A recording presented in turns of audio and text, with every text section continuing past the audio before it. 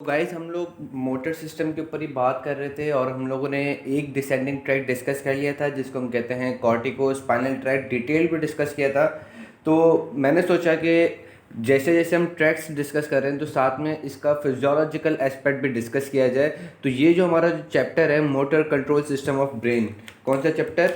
Motor control system of brain. ये हमारा physiologically एक पूरा चैप्टर है जो कि रिलेटेड है विद द ट्रैक्स, क्योंकि न्यूरो एनाटॉमी में ट्रैक्स जो डिसेंडिंग ट्रैक्स हैं वो इतने ज़्यादा अच्छे प्रिसाइज नहीं लिखे हुए जितने ये हमारे पास फिजियोलॉजी में लिखे हुए हैं। सो आई थॉट कि पहले मैं आपको ये चीज़ क्लियर करा दूं, फिर वो जो रिमेनिंग हमारे जो ट्रैक्स हैं वो भी हो जाएंगे।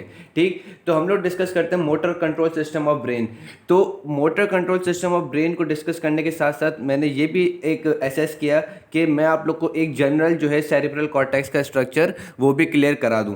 तो गाइस याद रखना कि जो हमारा सेरिब्रल कॉर्टेक्स जो होता है, जो हमारा सेरिब्रल कॉर्टेक्स जो होता है वो एक्चुअली हमारे पास दो पार्ट्स के अंदर डिवाइडेड होता है बाय अ लॉन्गिट्यूडिनल फिशर, बाय अ लॉन्गिट्यूडिनल फिशर। ये मैं आपको एक पिक्चर में भी दिखाता हूँ, 3D में भी।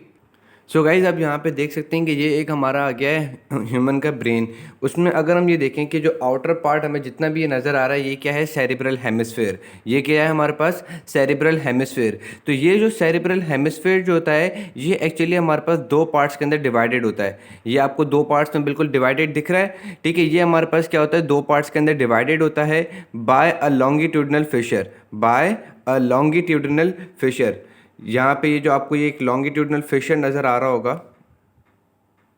ठीक है, आ रहा नज़र।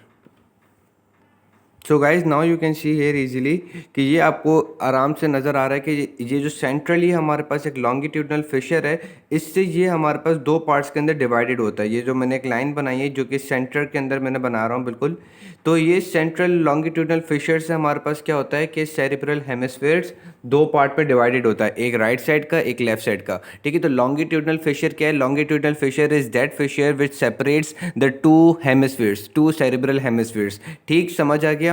अब उसके अलावा हमारे पास कौन से फिशर्स होते हैं और क्या चीज़ें होती हैं, हमें वो डिस्कस करना है।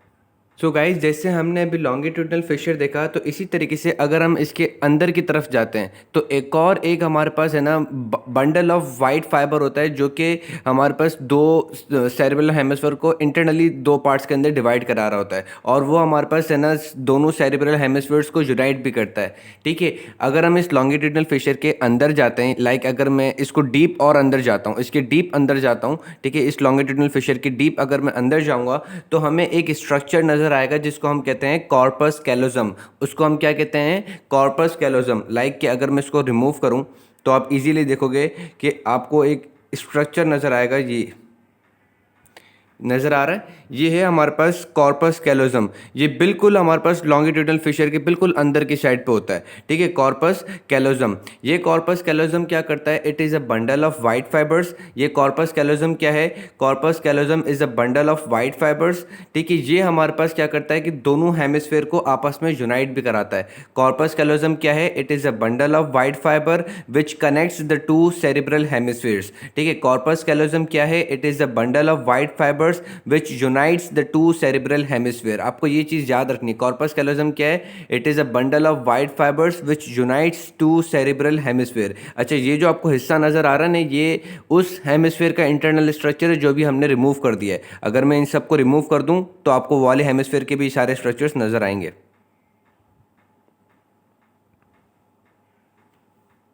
सो गाइज नाउ यू कैन सी कि मैंने वो सारा जितना भी एक साइड का एरिया था वो सब मैंने हटा दिया। तो आप यहाँ पे देख सकते हो कि ये आपको पूरा हेमिस्फेयर, उस हेमिस्फेयर के बाद आपके पास क्या आता है? कॉर्पस कैलोजम, ठीक है। बिल्कुल हेमिस्फेयर के अंदर डीपली क्या है? Corpus callosum. और ये कॉर्पस कैलोजम क्या कर रहा होता है? दूसरे सेरिब्रल हेमिस्फेयर को अपने साथ यूनाइट करा रहा होता है। इसमें से कुछ फाइबर्स जो हैं, जैसे दूसरा अगर सेरिब्रल हेमिस्फेयर यहाँ है तो इसमें से फाइबर्स अगर इस वाले सेरिब्रल हेमिस्फेयर में जाना है तो वो कैसे जाएंगे? With the help of corpus callosum. Corpus callosum क्या है? वो वाहिद रास्ता है जिसके थ्रू हमारे पास एक सेरिब्रल हेमिस्फीयर दूसरे सेरिब्रल हेमिस्फीयर से यूनाइट हो सकता है बाय ट्रांसफरिंग द फाइबर्स। ठीक चीज़ समझ में आ गई कॉर्पस कैलोजम की। उसके बाद हमारे पास क्या है? उसके बाद अगर हम देखें इसको, बाकी तो सेरिब्रल हेमिस्फीयर हम डिटेल में सेरिब्रल कॉर्टेक्स के साथ डिस्कस करेंगे। अभी सिर्फ एक जनरल थोड़ा सा इंट्रोडक्शन देना था। ठीक हो गया? ये चीज़ समझ में आ गया? नेक्स्ट थिंग जो भी हमें डिस्कस करनी है सेरेब्रल कॉर्टेक्स की, वो है इसके लोब्स। इसके लोब्स हम कैसे डिवाइड करते हैं। तो गाइस याद रखना, सबसे पहला जो लोब होता है वो होता है फ्रंटल लोब। ठीक है, फ्रंटल लोब जो कि हमारे पास क्या होता है कि फ्रंटल बोन के नीचे होता है। उसके बाद फिर होता है पैराइटल लोब, फिर आता है टेम्पोरल लोब, और आखिर में हमारे पास पीछे की तरफ होता है ऑक्सीपिटल लोब। तो हमारे पास, हमें पता है, 4 बेसिक लोब होते हैं। एक ऑक्सीपिटल लोब, एक पैराइटल लोब, एक टेम्पोरल लोब और एक फ्रंटल लोब। अब हमें कैसे पता पड़े कि यार फ्रंटल लोब और पैराइटल लोब कैसे डिवाइडेड है, मतलब कौन सी लाइन जो है वो मार्क करती है, और हमें कैसे पता पड़े कि पैराइटल लोब सेंट्रल लोब से कैसे डिवाइडेड है। तो बेसिकली लोब्स की डिमार्केशन करने के लिए, we have got some certain sulcus और फिशर्स। लोब्स की डिमार्केशन करने के लिए हमारे पास क्या होता है, हमारे पास ये सेरिब्रल हेमिस्फीयर्स के अंदर सर्टेन डिप्रेशंस होते हैं, सर्टेन फिशर्स होते हैं और सर्टेन सल्कस होते हैं। सल्कस, डिप्रेशन, फिशर तीनों एक ही चीज़ें हैं। सल्कस, फिशर, डिप्रेशन तीनों एक ही चीज़ें। वो क्या करते हैं, वो हमारे पास एक लोब को दूसरे लोब से डिमार्केट करा देते हैं। तो सबसे पहला जो सल्कस है, जो बहुत ज़्यादा इंपॉर्टेंट है, वो है हमारे पास सेंट्रल सल्कस। वो क्या है हमारे पास, सेंट्रल सल्कस। तो गाइस सबसे पहला सल्कस हमारे पास क्या है, वो है हमारे पास सेंट्रल सल्कस। सेंट्रल सल्कस जो है वो आपको इस तरीके से दिखता है। ठीक है, ये सेंट्रल सर्कस सेंट्रली तौर पे डिप्रेशन होती है, जो कि हमारे पास क्या करता है, जो कि हमारे पास फ्रंटल लोब को पैराइटल लोब से डिवाइड कर देता है। फ्रंटल लोब को पैराइटल लोब से डिवाइड कर देता है। अब इस सेंट्रल सल्कस के आगे जो है, इस सेंट्रल सर्कस के आगे जितना एरिया है वो क्या है हमारे पास, फ्रंटल लोब का एरिया है। सेंट्रल सर्कस के आगे जितना भी एरिया है वो क्या है हमारे पास, सेंट्रल सर्कस के आगे जितना भी एरिया है वो फ्रंटल लोब का एरिया है। इसके पीछे जितना एरिया है वो पैराइटल लोब का एरिया है।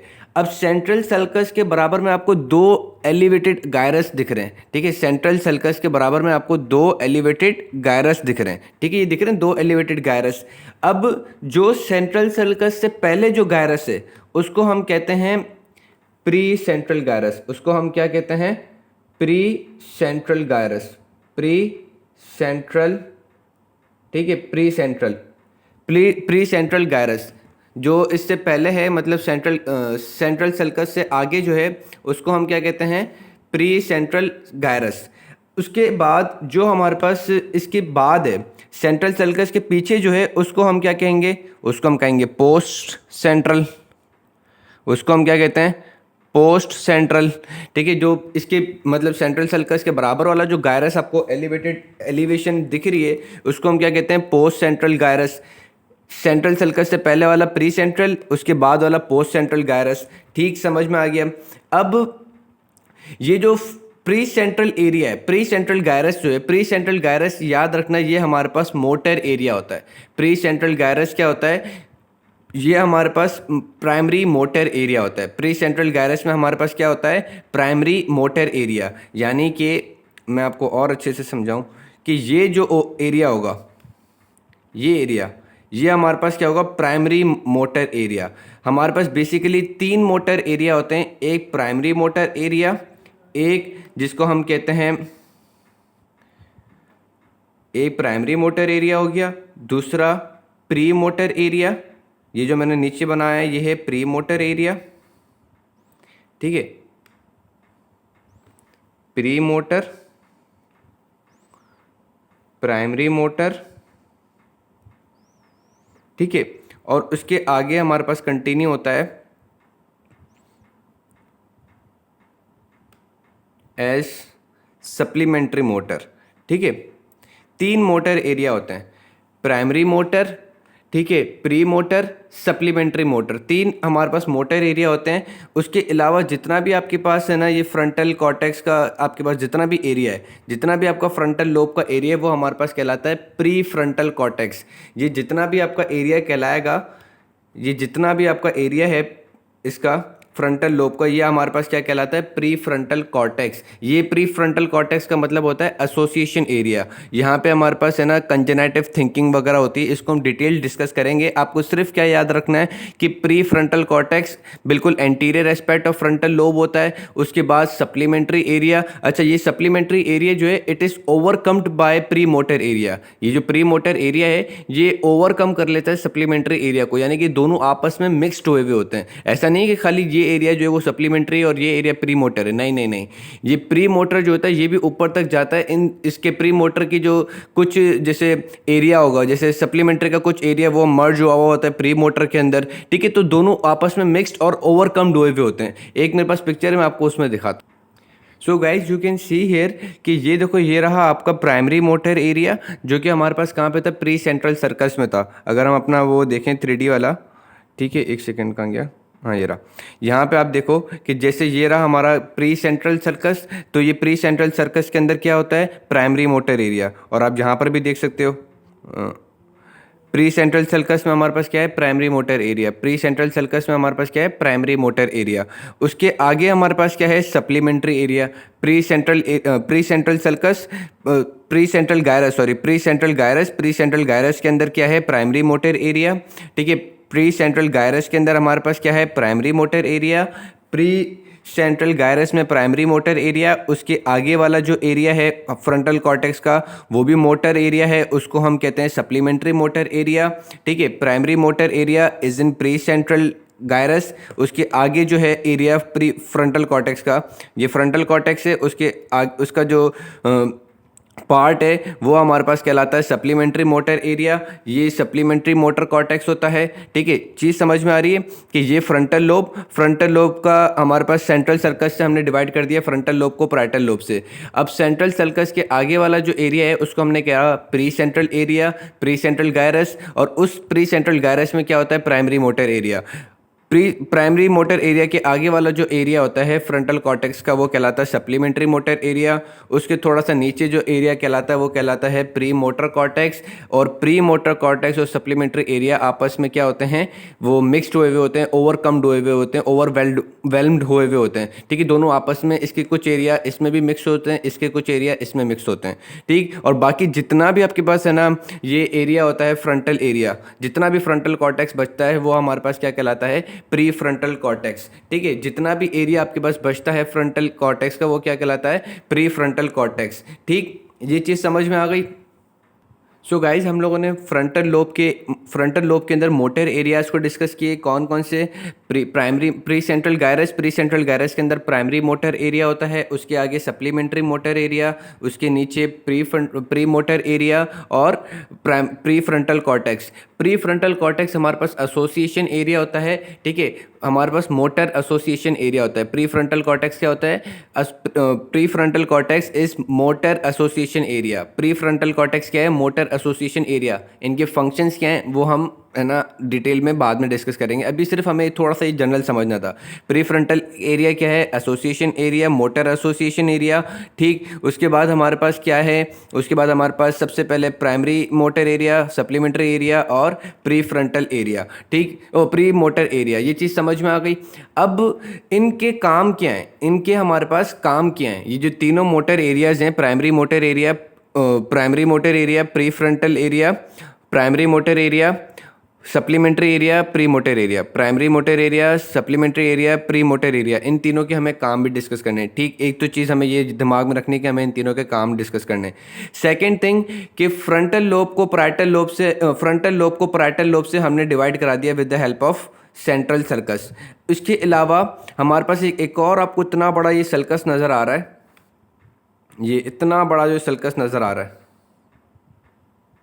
ठीक है, ये इतना बड़ा जो आपको ये सल्कस नज़र आ रहा है, इसको हम कहते हैं लेटरल सल्कस। इसको हम क्या कहते हैं, लेटरल सल्कस। इसको हम क्या कहते हैं, लेटरल सल्कस। ये जो लेटरल सल्कस जो है ये हमारे पास फिजियोलॉजिकली सिलुवियन सल्कस करके कुछ नाम है, वो फिजियोलॉजिकली लिखा हुआ है, और एनाटॉमिकली इसको हम कहते हैं लेटरल सल्कस। तो लेटरल सल्कस क्या करता है, लेटरल सल्कस डिवाइड कराता है टेम्पोरल लोब को from parietal lobe and frontal lobe. ये जो लेटरल सल्कस जो है ये बहुत बहुत ज़्यादा इंपॉर्टेंट है, क्योंकि ये डिवाइड करा रहा है पैराइटल लोब को, फ्रंटल लोब को from the temporal lobe. Parietal frontal is divided from the temporal lobe by the help of lateral sulcus और सिलुवियन सल्कस, ठीक। ये चीज़ समझ में आ गई, बिल्कुल करेक्ट, बिल्कुल इजीली। उसके अलावा एक और एक सल्कस होता है जो कि क्या करता है, जो कि हमारे पास ऑक्सीपिटल लोब को डिवाइड कराता है फ्रॉम द अदर, जितना भी हमारे पास है ना सेरेब्रल कॉर्टेक्स से, ऑक्सीपिटल लोब को from all the cerebral cortex से डिवाइड कराता है। उसको हम कहते हैं parieto occipital sulcus, parieto occipital sulcus. Parieto occipital sulcus. ठीक है, इसका ज़्यादा इंप्रेशन जो होता है वो हमारे पास मीडियल साइड पे दिखेगा। जैसे ये हम हेमिस्फेयर का लेटरल एस्पेक्ट देख रहे हैं ना, तो जब हम इस हेमिस्फेयर का मीडियल एस्पेक्ट देखेंगे तो वहाँ पे हमें ये सल्कस बहुत अच्छे से नज़र आता है। Let me draw it again. ठीक है, पराइटो occipital sulcus, parieto occipital sulcus, ये हमारे पास ऑक्सीपिटल लोब को पराइटल लोब से सेपरेट कराता है। मीडियली ये हमारे पास बहुत अच्छी तरीके से दिखता है। Let me show you. ये मीडियली जो होता है यहाँ पे आप देख सकते हो, ये मैंने बड़ी खतरनाक पिक्चर बनाई हुई, ये मुझे नहीं शो करनी चाहिए थी। सो गाइज यहाँ पे आप देख सकते हो कि ये रहा हमारे पास पराइटो ऑक्सीपिटल सल्कस। ठीक है, पराइटो ऑक्सीपिटल सल्कस। फिर ये हमारे पास medial aspect of cerebral cortex पे भी जाता है। ठीक है, मीडियल व्यू। अब पहले मीडियल व्यू समझाने के लिए आपको मीडियल व्यू दिखाना पड़ेगा। सो गाइज ये जो जितना भी एरिया आपको दिखता है ये हमारे पास कहलाता है लेटरल एरिया। ठीक है, और जो अब इसका इंटरनल और we can say medial area जो होगा वो हमारे पास अंदर की तरफ होता है। अब जो ये आपको जो स्ट्रक्चर नज़र आ रहा है ना, ये जो भी आपको नज़र आया है ये हमारे पास कहलाता है medial area of cerebral cortex. ये जितना भी एरिया जो होगा ये हमारे पास क्या कहलाता है, medial area of cerebral cortex. तो आप ये देख सकते हो कि कॉर्पस कैलोजम जेरा, उसके पीछे से ये हमारे पास शुरू होता है पराइटो occipital sulcus. Parieto occipital sulcus कहाँ से शुरू होता है, कॉर्पस कैलोजम के बिल्कुल बैकवर्ड वाले एरिया से। ठीक है, बिल्कुल बैक वाले एरिया से ये हमारे पास शुरू होता है। ये क्या करता है, ये ऑक्सीपिटल लोब को बाकी सारे सेरिब्रल कॉर्टेक्स से सेपरेट कराता है। ठीक है, कंटिन्यू होता है ऑन द लेटरल एस्पेक्ट। आप देख सकते हो कि कंटिन्यू हो रहा है on the lateral aspect, continue होता है on the lateral aspect and separates the occipital lobe from the parietal lobe and the temporal lobe, और सारे जितना भी हमारे पास ये सेरिब्रल कॉर्टेक्स है उसको सेपरेट कराता है किससे, ऑक्सीपिटल लोब से। कौन, पराइटो ऑक्सीपिटल सल्कस। तो ये हमारे पास मेजर सल्कसेस थे। ठीक, ये चीज़ समझ में आ गई। अब हम जो है जनरल अपनी फिजियोलॉजी और एनाटॉमी डिस्कस करें।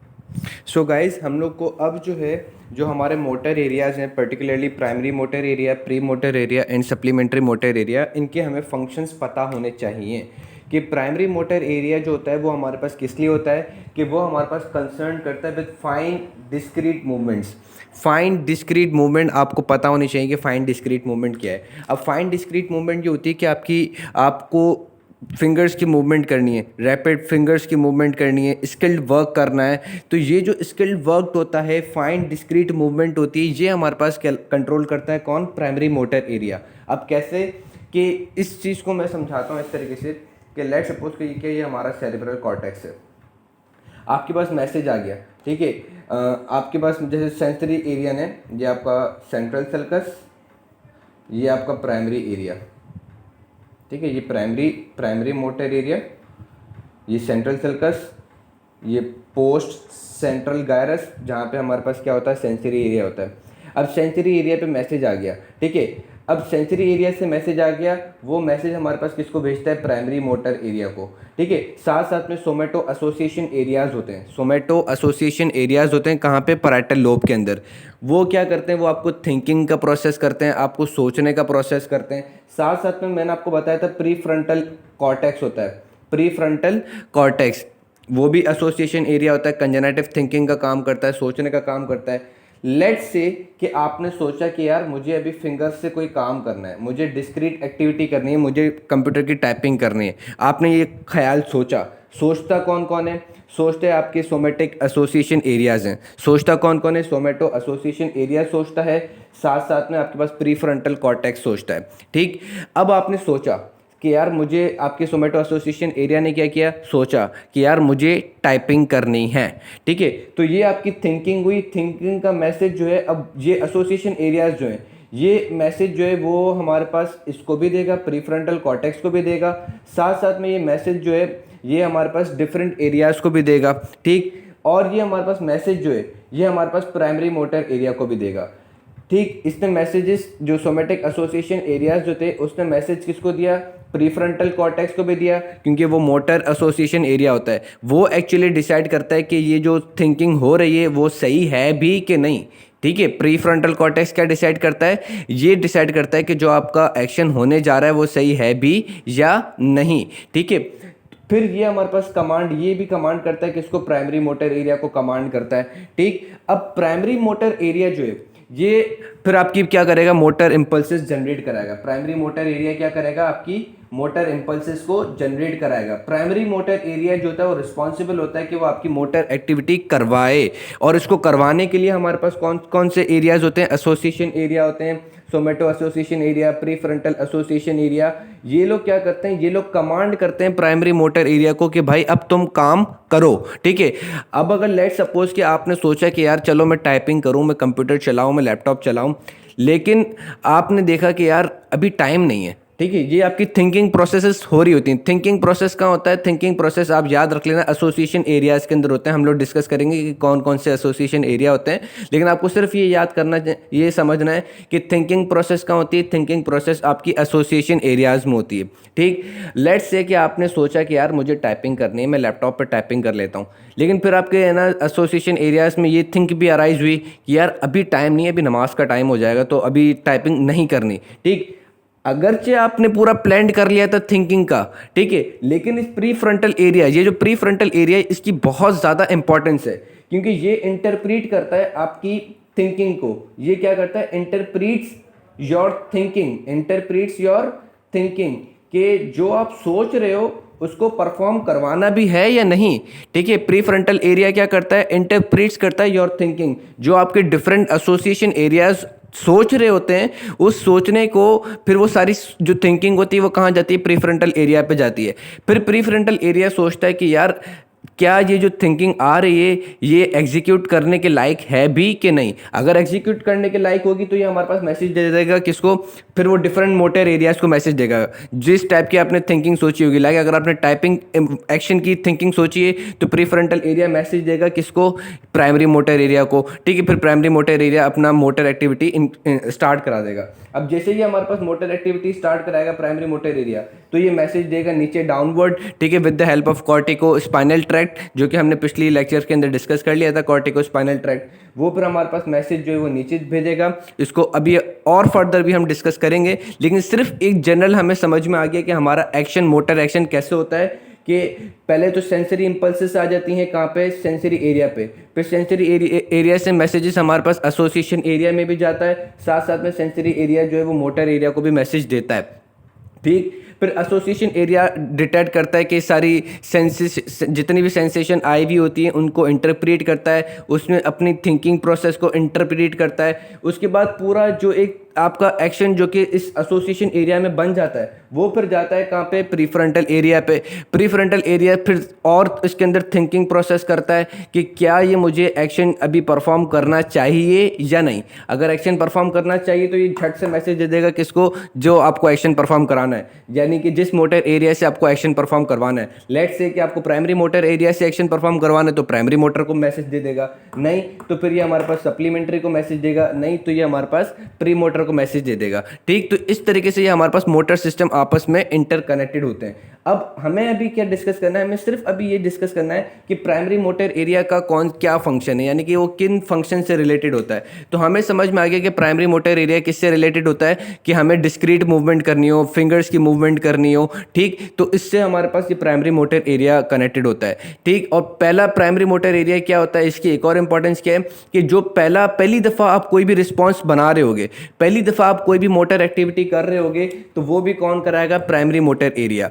सेकेंड टाइम पर प्राइमरी मोटर एरिया नहीं करेगा, सेकेंड टाइम पर हमारे पास प्री मोटर एरिया करता है। सेकेंड टाइम फिर वो एक्शन कौन करता है? प्री मोटर एरिया, क्योंकि प्री मोटर एरिया के अंदर आपके पास ये चीज़ें स्टोर्ड भी हो जाती हैं। एनाटॉमी में, न्यूरो एनाटॉमी में लिखा हुआ था कि प्री मोटर एरिया के अंदर आपके पास ये चीज़ें स्टोर्ड भी हो जाती हैं। और दूसरे है ना स्टोर्ड एरियाज तो बहुत सारे हैं, लेकिन प्री मोटर एरिया में भी आपका ये एक्शन जो है वो स्टोर्ड हो जाता है। तो सेकेंड टाइम पर जब आपको इस मूवमेंट करवानी होती है तो फिर वो आपकी प्री मोटर एरिया करवाता है। फर्स्ट टाइम तो प्राइमरी मोटर ने करवा दी कोई सा भी एक्शन, ठीक। सेकेंड टाइम हमारे पास कौन करवाएगा? Pre motor area. इसीलिए गाइडन में ये भी चीज़ लिखा हुआ था कि अगर हमारे पास है ना ये प्राइमरी मोटर एरिया हटा दें तो हमारे पास क्या होगा कि डिस्क्रीट मूवमेंट जो है वो लॉस हो जाएगी, लेकिन 100% लॉस नहीं होगी। समहाउ प्री मोटर एरिया भी करवा देगा, लेकिन उसमें है ना मतलब कंटिन्यूटी नहीं होगी, उसमें एक सीक्वेंस नहीं होगी। जैसे कि मुझे यूँ टाइपिंग करनी है 1 2 3 4 5 इस तरीके से मुझे टाइपिंग करनी है, ठीक है। अब ये टाइपिंग की सीक्वेंस हमारे पास प्राइमरी मोटर एरिया करवा रहा है बिल्कुल इस तरीके से, ठीक है। प्राइमरी मोटर एरिया हमारे पास इस टाइप की सीक्वेंसिंग करवा रहा है with the help of cortico spinal tracts, ठीक हो गया भाई। उसके बाद अब हमारे पास क्या होगा कि अगर हमारे पास ये डैमेज हो जाए, ठीक है, प्राइमरी मोटर एरिया डैमेज हो जाए, तो प्री मोटर एरिया तो इंटैक्ट रहेगा, लेकिन प्री मोटर एरिया इसकी बिल्कुल वैसी सीक्वेंसिंग वैसे तरीके से हमारे पास है ना एक्शन नहीं करवा सकेगा। ठीक, तो याद रखना primary motor area is concern with the discrete and fine movement. Pre motor area बहुत कॉम्प्लेक्स चीज़ों से एसोसिएटेड होता है। प्री मोटर एरिया बहुत कॉम्प्लेक्स चीज़ों से साथ एसोसिएटेड होता है, बहुत कॉम्प्लेक्स मूवमेंट्स के साथ एसोसिएटेड होता है। ठीक, अब प्री मोटर एरिया एक तो ये करता है कि जो फाइन मूवमेंट उस प्राइमरी एरिया ने करवा दिए तो उसको सेकंड टाइम के लिए स्टोर करके रख लेता है। साथ साथ में ये प्री मोटर एरिया, याद रखना, ये प्री मोटर एरिया हमारे पास कनेक्टेड होता है with other cerebral areas. Pre motor area is connected with other cerebral cortex areas. कैसे, वो मैं समझाता हूँ। सो गाइज, एक मैंने तस्वीर बनाई है, इसमें घबराने की कोई बात नहीं है।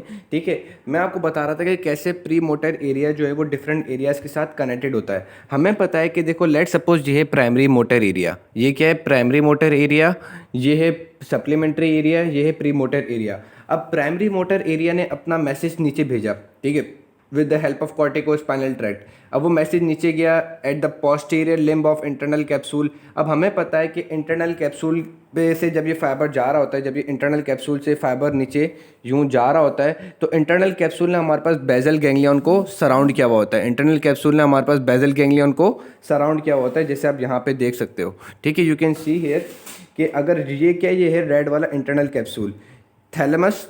ठीक है, थैलेमस के बराबर में क्या होता है, कॉर्डेट न्यूक्लियस। उसके बराबर में पूरा इतना बड़ा हमारे पास दीवार बनी हुई होती है जिसको हम कहते हैं इंटरनल कैप्सूल। वो क्या करती है, वो हमारे पास इस कॉर्डेट न्यूक्लियस के बराबर में क्या होता है, अगर ये ऐसे बनाऊँ, ठीक है, ये मार्कर दिख रहा है, थैलेमस, इसके बराबर में कॉर्डेट न्यूक्लियस, इसके बराबर में पोटामेन। इनके बीच में, पोटामेन के और कॉर्डेट न्यूक्लियस के बीच में एक दीवार बनी हुई होती है जिसको हम क्या कहते हैं, इंटरनल कैप्सूल। और वो इंटरनल कैप्सूल इस पोटामेन को भी पूरा सराउंड कर लेती है। तो जब फाइबर्स नीचे से आ रहे होंगे, फाइबर्स यूं आ रहे होंगे, तो वो हमारे पास इस posterior limb of internal capsule से भी पास होंगे। जब इस posterior limb of internal capsule से पास हो रहे होंगे, तो वो हमारे पास इंटरनल कैप्सूल को मैं हटाऊं, ठीक है, तो वो हमारे पास मैसेज देते हैं किसको, बेजल गैंग्लियन को।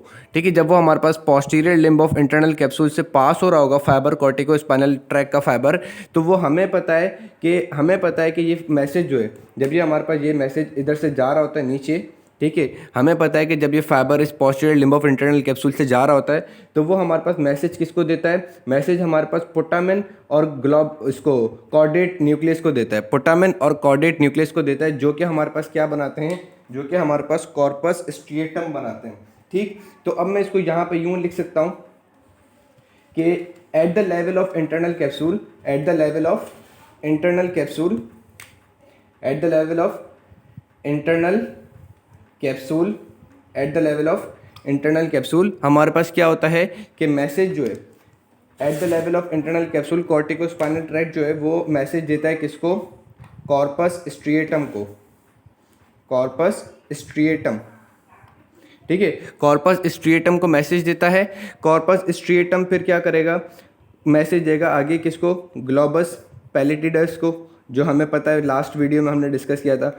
अब ये पूरा कहाँ पे मैसेज आ रहा है, ये हमारे पास मैसेज बन रहा है कहाँ पे, बेजल गैंग्लियन पे मैसेज आ रहा है। ठीक है, जो कॉर्टिकोस्पाइनल ट्रैक्ट का एक्शन जो होने जा रहा है, उसका जो पैटर्न है वो हमारे पास इस बेजल गैंग्लियन पर भी आ रहा है, ताकि बेजल गैंग्लियन क्या कर सके, एसोसिएट कर सके कि यार ये जो एक्शन होने जा रहा है वो सही भी है कि नहीं है, या उसमें कोई कमी पेशी तो नहीं है, या ये जिस पैटर्न से होगा, लाइक जो इनकी सीक्वेंसिंग होगी कि अभी ये मसल नीचे कराना है, फिर ये ऊपर कराना है, तो मसल की सीक्वेंसिंग सही है भी कि नहीं। ठीक, तो ये सारा मैसेज कहाँ पर जा रहा है, ये मैसेज अभी हमारे पास बेजल गैंग्लियन पे जा रहा है। ठीक, फिर बेजल गैंग्लियन क्या करेगा, बेजल गैंग्लियन रिलेशन में किसके, basal ganglion is in relation with thalamus. ठीक है, बेजल गैंग्लियन का रिलेशन किसके साथ है, थैलेमस के साथ है। तो बेजल गैंग्लियन क्या करेगा, मैसेज भेजेगा थैलेमस को। बेजल गैंग्लियन किसको भेजेगा, मैसेज भेजेगा किसको, थैलेमस को। फिर थैलेमस में भी कौन सा पार्ट, थैलेमस का एक पार्ट होता है जिसको हम कहते हैं ventro anterior nucleus, ventro anterior nucleus. Thalamus में बहुत सारे न्यूक्लियसेस होते हैं, तो उसमें एक न्यूक्लियस होता है जिसको हम कहते हैं ventro anterior plus ventro lateral nucleus. दो न्यूक्लियसेस होते हैं, वेंट्रो एंटीरियर और वेंट्रो लेटरल न्यूक्लियस। ठीक है, इन दोनों न्यूक्लियस को ये क्या करेगा, मैसेज देगा, इन दोनों न्यूक्लियस को ये क्या करेगा, मैसेज देगा। फिर ये थैलेमस, अब थैलेमस किसको मैसेज देगा, ये जो बेसल गैंग्लियन ने मैसेज दिया है थैलेमस को कि भाई इसकी सीक्वेंस बिल्कुल 100% एक्यूरेट है, बस तुम ये जो इसको ये जो दूसरा एक्शन ऊपर करने जा रहा है, लेट्स से कि ये हमारे पास है ना, एक्चुअली बेसल गैंग्लियन जो है ना ये हमारे पास इसकी फिंगर की कंट्रोलिंग में इतना ज़्यादा इंपॉर्टेंट रोल प्ले नहीं करता जितना इसमें सेरिबेलम करता है, लेकिन फिर भी हम कह देते हैं लेट्स से कि अभी हम समझ रहे हैं तो ये कह देते हैं कि है ना बेसल गैंग्लियन कह रहा है कि ये मसल का जो है ना हमारे पास डिस्टल मेटाकार्पोफेरेंजियल जॉइंट को ऊपर करा रहा है, उसको एक्टिवेट ना कराए। ठीक है, लेट्स सपोज कि हम बेसल गैंग्लियन ने बोल दिया कि भाई ये जो एक्शन हो रहा है हमारे पास प्राइमरी मोटर एरिया जो एक्शन परफॉर्म करा रहा है फिंगर्स के ऊपर बिल्कुल सही है, बस ये इस मसल के एक्शन को है ना एक्टिवेट ना कराए। तो हमारे पास बेसल गैंग्लियन ने क्या किया, मैसेज भेजा किसको, थैलेमस को। थैलेमस से मैसेज कहाँ पर गया, प्री मोटर एरिया पे। थैलेमस से अब मैसेज कहाँ जाएगा, प्री मोटर एरिया पे, डायरेक्टली प्राइमरी मोटर एरिया पे भी नहीं गया, किस पे गया, प्री मोटर एरिया। फिर प्री मोटर एरिया किसको मैसेज दे देगा, प्री मोटर एरिया हमारे पास प्राइमरी मोटर एरिया को मैसेज दे देगा कि भाई तुम ये वाला जो फाइबर है उसको रिलीज ना कराओ या उसको इनहिबिट कर देगा। प्री मोटर एरिया उस फाइबर को इनहिबिट कर देगा जो इस मसल की मोटर सप्लाई कैरी करता होगा या इस मसल को मोटर सप्लाई करता होगा, उसको इनहिबिट कर देगा। चीज़ समझ में आ रही है, बड़ा आसान है कि प्राइमरी मोटर एरिया से जो मैसेज निकल रहा होता है उसको रेगुलेट कौन करता है, सबसे पहले बेसल गैंग्लियन। बेसल गैंग्लियन ने चेक किया, चेक करने के बाद थैलेमस पे मैसेज दिया, थैलेमस पे किस पे, वेंट्रो एंटीरियर वेंट्रो लेटरल, वहां से मैसेज हमारे पास प्री मोटर एरिया पे जाएगा, फिर प्री मोटर एरिया उसको चेक एंड बैलेंस करेगा। ठीक, ये चीज़ समझ में आ गई। और साथ साथ में प्री मोटर एरिया जो बेसल गैंग्लियन ने मैसेज दिया उसको स्टोर भी करेगा। ठीक, अब ये हमारे पास है ना primary motor area internal capsule से निकला, किसके अंदर आया, मिड ब्रेन पॉन्स में। अब ये मिड ब्रेन और पॉन्स में हमारे पास क्या होता है कि ये हमारे पास सर्टेन न्यूक्लियाई होते हैं मिड ब्रेन और पॉन्स के अंदर, वहाँ पे ये हमारे पास रिले करता है। आपको सिर्फ अभी ये दिमाग में बिठाना है, नेक्स्ट लेक्चर के अंदर हम पूरे सारी ये चीज़ें डिस्कस करेंगे। ठीक, तो जब ये मिड ब्रेन में आता है, मिड ब्रेन और पॉन्स के लेवल पे, तो ये हमारे पास सर्टेन न्यूक्लिया के ऊपर क्या करता है, रिले करता है, सर्टेन न्यूक्लिया के ऊपर रिले करता है। रिले करने के बाद वो हमारे पास मैसेज जो है वो हमारे पास उस पे सेरिबेलम पे जाता है। अच्छा, लेट्स से कि ये हमारे पास लेफ्ट सेरिब्रल हेमिस्फीयर ने मैसेज भेजा है। हमें पता है ये कॉर्टिकोस्पाइनल ट्रैक्ट है जो कि हमारे पास लेफ्ट सेरिब्रल हेमिस्फीयर से आ रहा है, लेकिन हमें पता है कि अगर इसको राइट साइड की मूवमेंट कंट्रोल करनी है तो ये हमारे पास नीचे मोटर डेक्यूसेशन एरिया पे टर्न आउट हो जाएगा। हमें पता है कि ये जो कॉर्टिकोस्पाइनल ट्रैक्ट है वो मोटर डेक्यूसेशन एरिया पे यूँ हो जाता है, कॉन्ट्रालेटरल साइड पे चले जाता है, यानी कि जिस साइड की इसको मूवमेंट कंट्रोल करनी होती है। लेट्स से कि मुझे राइट साइड की मूवमेंट कंट्रोल करनी थी तो ऑपरेट तो लेफ्ट साइड से हुई, लेकिन नीचे eight the level of medulla oblongata जहाँ पे मोटर डेक्यूसेशन एरिया होता है वहाँ पे ये क्रॉस कर जाएगा ताकि वो राइट साइड को सप्लाई करते। ठीक, इसी तरीके से ये हमारे पास at the level of midbrain and pons, वहाँ पे हमारे पास सर्टेन न्यूक्लियाई होते हैं, उन पे ये है ना रिले करेगा। रिले करने के बाद वो मैसेज हमारे पास राइट सेरिबेलम को भेजेंगे, क्योंकि हमें एक्शन किसके ऊपर देखना है, एक्शन कहाँ हो रहा है, हमारा राइट साइड पे हो रहा है, तो मैसेज हमारे पास कहाँ आएगा, राइट सेरिबेलम पे। अब फिंगर्स की जो मूवमेंट है, ये जो एक्शन है टाइपिंग एक्शन के लिए जो कंट्रोल का मेजर सेंटर जो है वो है सेरिबेलम। सेरिबेलम चेक करता है कि जो फिंगर्स की मूवमेंट है, जो सीक्वेंस ऑफ एक्शन है, जो पैटर्न ऑफ एक्शन है, वो जो रेगुलेटर है, मेन रेगुलेटर बेसल गैंग्लियन से भी ज़्यादा इंपॉर्टेंट रेगुलेटर इस केस में फिंगर्स की मूवमेंट में, टाइपिंग में, इसमें हमारे पास कौन होता है, ये सेरिबेलम। या तो फिर सेरिबेलम के इतने इंपॉर्टेंट फंक्शन हैं, हम पूरा चैप्टर सेरिबेलम का डिस्कस करेंगे। अभी सिर्फ आपको ये याद करना है कि हम फिंगर्स की मूवमेंट देख रहे हैं, तो फिंगर्स की मूवमेंट के अंदर जो सबसे ज़्यादा इंपॉर्टेंट रेगुलेटर है वो कौन है, सेरिबेलम। फिर सेरिबेलम क्या करेगा कि चेक करेगा कि सीक्वेंसिंग बिल्कुल ठीक है नहीं है। अगर इक्का दुक्का की ऊपर नीचे होगी तो मैसेज हमारे पास सेरिबेलम किसको भेजेगा, थैलेमस पे। थैलेमस पे भी कहाँ पर, वेंट्रो एंटीरियर वेंट्रो लेटरल, वहाँ से फिर हमारे पास प्री मोटर से प्राइमरी मोटर पे मैसेज चले जाएगा कि तुम ये जो है ना एक्शन तुम्हारा परफॉर्म हो रहा है उसमें तुम ये वाले मसल फाइबर को मोटर इंपल्स नहीं देना, या उसके मोटर इंपल्स को प्री मोटर एरिया क्या करेगा, इनहिबिट कर देगा। तो इस तरीके से हमारे पास सारी जो है वो एक्टिविटी होती है। तो इस पूरे कॉम्प्लेक्स सिस्टम में सबसे ज़्यादा इंपॉर्टेंट कौन इन्वॉल्व हो रहा है, प्री मोटर एरिया। कॉम्प्लेक्सिटी कौन कॉज करा रहा है, प्री मोटर एरिया। ठीक है, तो प्री मोटर एरिया हमारे पास कॉम्प्लेक्स मूवमेंट किस लिए एसोसिएटेड होता है, कॉम्प्लेक्स मूवमेंट को कंट्रोल कराने के लिए एसोसिएटेड होता है। साथ साथ में हमारे पास एक इंपॉर्टेंट थिंग होती है किसके अंदर, प्री मोटर एरिया में, जिसको हम कहते हैं मिरर न्यूरॉन्स, जिसको हम क्या कहते हैं, मिरर न्यूरॉन। गाइस, ये मिरर न्यूरॉन बहुत बहुत ज़्यादा इंपॉर्टेंट होते हैं। इसकी मैं आपको लाइफ की एग्जांपल देता हूँ कि लेट सपोज कि छोटा बच्चा होता है, वो देखता है कि सामने वाला बच्चा कोई गेम खेल रहा है, कुछ काम कर रहा है, तो वो भी अपने माँ बाप से जिद करता है कि मैं भी ये करूँगा।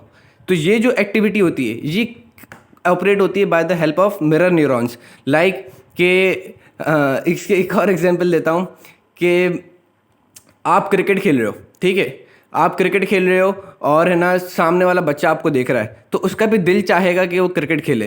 तो ये जो चाहेगा जो आ रहा है ना, चाहेगा, ये एक्टिविटी कौन कराता है, मिरर न्यूरॉन्स। मिरर न्यूरॉन्स क्या होते हैं, ये मिरर न्यूरॉन्स एक स्पेसिफिकली प्री मोटर एरिया में नहीं होते, ये काफ़ी ज़्यादा तो हमारे पास एसोसिएशन एरिया में होते हैं, क्योंकि थिंकिंग का काम कौन करता है, एसोसिएशन एरिया, ठीक है, थिंकिंग का काम कौन करता है, एसोसिएशन एरिया। तो ये मोस्टली हमारे पास कहाँ होते हैं, एसोसिएशन एरिया में होते हैं, ठीक है, क्योंकि एसोसिएशन एरियाज हमारे पास वो एरिया होते हैं जो कि डिफरेंट सेंसेशन को है ना इंटरप्रेट करते हैं। लाइक कि आप जो चीज़ देख रहे हो, तो जो आपकी व्यूइंग सेंसेशन है, जो आपकी विजुअलाइजिंग सेंसेशन है, उसको भी एसोसिएशन एरिया इंटीग्रेट करता है। जो आप सुन रहे हो उसको भी वो इंटीग्रेट करता है। जो आप फील कर रहे हो, लाइक टच वगैरह से आप फील कर रहे हो, उसको भी इंटीग्रेट करता है। तो मल्टीपल सेंसेस को इंटीग्रेट करने वाले एरियाज कौन होते हैं, एसोसिएशन एरियाज होते हैं, ठीक। और उसके बाद उसमें वो अपना थिंकिंग प्रोसेस ऐड कर देता है। तो एसोसिएशन एरियाज में सबसे ज़्यादा मिरर न्यूरॉन्स होते हैं। लेकिन ये मिरर न्यूरॉन्स हमारे पास इस प्री मोटर एरिया में भी होते हैं, ताकि एसोसिएशन एरिया जब वो देख लेते हैं कि यार आपका दिल चाहने लगता है, जैसे सामने वाला बच्चा जो है, अब सामने वाला बच्चा क्रिकेट खेल रहा है, ठीक है, तो आपके एसोसिएशन एरिया में सबसे पहले विजुअल एसोसिएशन एरिया देखेगा कि यार बंदा क्रिकेट खेल रहा है, ठीक है, तो एसोसिएशन एरिया को एक सेंसेशन मिली। उसके बाद आप क्रिकेट में छक्के लगा रहे हो, ठीक है, तो क्राउड का शोर हो रहा है, इससे आपको और है ना मोटिवेशन मिल रही है कि यार मैं भी खेलूं। तो आपके दूसरे एसोसिएशन एरियाज जो हैं वो भी आपको, जो साउंड एसोसिएशन एरिया होंगे, ऑडिटरी एसोसिएशन एरिया, उसमें भी हमारे पास जो होगी इम्पल्स आएगी, ठीक है, वो भी इंटीग्रेट करेंगे इस चीज़ को कि नहीं कुछ इरादा करते हैं खेलने का, ठीक। तो जब आपका पूरा इरादा बन जाएगा खेलने का, तो उसमें जो आपकी मोटर एक्टिविटी कराएगा, उस टाइम पे आपकी motor activity pre motor area कराएगा। उस टाइम पे आपकी जो मोटर एक्टिविटी होगी वो कौन कराएगा, प्री मोटर एरिया। यानी कि आपके जितने भी एसोसिएशन एरियाज थे उन्होंने डिसाइड कर लिया कि नहीं अब आपको मूवमेंट करनी है। फिर एसोसिएशन एरिया से मैसेज कहाँ जाएगा, प्री फ्रंटल एरिया में। हमें पता है कि भाई मोटर जो आपने जितना भी कुछ सोचा है उसकी एग्जीक्यूशन कौन कराता है, pre frontal area. Prefrontal area अब कौन से मोटर एरिया को मैसेज देगा, अब वो देगा प्री मोटर एरिया को। चीज़ समझ में आ रही है कि जब एसोसिएशन एरियाज डिफरेंट सेंसेशन को इंटीग्रेट कर लेते हैं और उसमें अपनी सोच भी डाल देते हैं कि अब मुझे ये एक्शन परफॉर्म करना है, फिर वो हमारे पास कहाँ जाएगा, प्री फ्रंटल एरिया में। प्री फ्रंटल एरिया अब जो मिरर न्यूरॉन्स होंगे किसके अंदर, प्री मोटर एरिया के अंदर, उसको स्टिमुलेट कराएंगे ताकि वो वैसा ही एक्शन करें जैसा सामने वाला कर रहा है, ठीक है। ये हमारे पास क्या करेंगे,